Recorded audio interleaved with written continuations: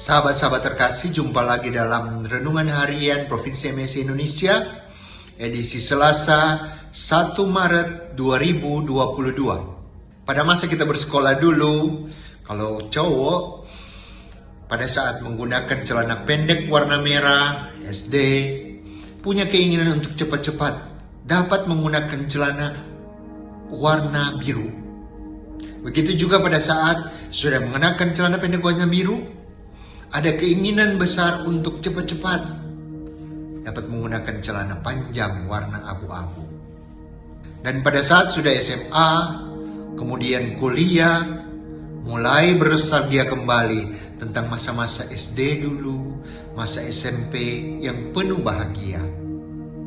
Sambil bergumam, seandainya masa-masa SD itu, masa-masa SMP itu diperpanjang, karena masa-masa itu adalah masa-masa yang indah yang telah dilewati.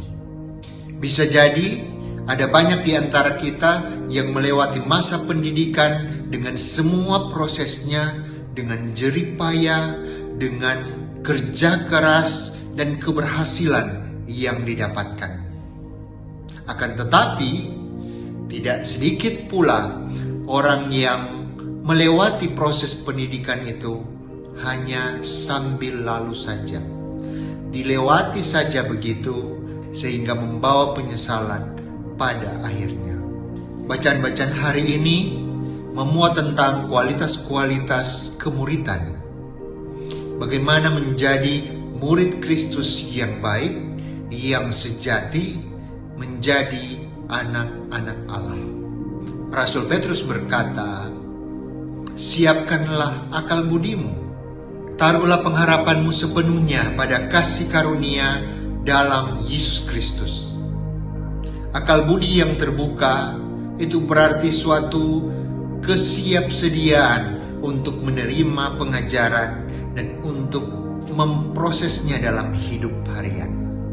Sedangkan kasih karunia Tuhan adalah titik poros atau juga tujuan di mana segala usaha, upaya, keterbukaan kita mengarah ke sana.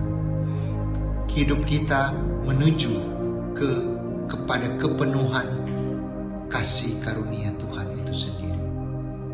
Murid-murid Kristus yang mempunyai akal budi yang terbuka dan juga keterarahan kepada kasih karunia dalam Kristus tidak hanya menjadi pintar, tapi sungguh-sungguh menjadi murid yang mendalami, yang menghidupi, bertumbuh dalam kebenaran dan juga dalam belas kasih ilahi. Sehingga seorang murid Kristus tidak hanya mendengar dan kemudian lewat saja atau sambil lalu, tetapi mendengarkan, meresapkan, merenungkan, dan kemudian mempraktekkan dalam hidup setiap hari.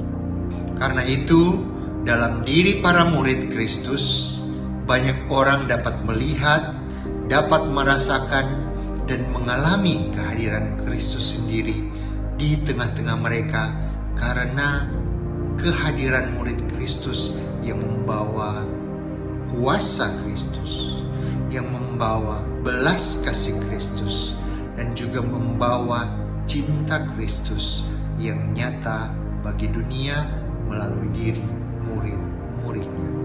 Sahabat-sahabat yang terkasih, belas kasih yang berkembang dalam diri pribadi para murid Kristus bukan sekedar prestasi, melainkan sebuah ketekunan yang dijalankan di dalam pengorbanan-pengorbanan.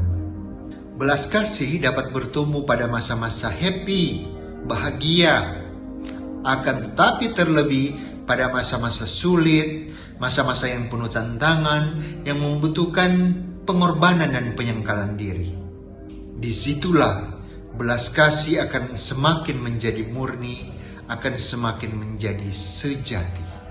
Untuk itu, sahabat-sahabat yang terkasih, semoga kita sungguh-sungguh menjadi murid Kristus, murid Sang Hati Kudus yang bertumbuh dalam belas kasih, sebagaimana guru kita yang penuh kekudusan dan belas kasihan.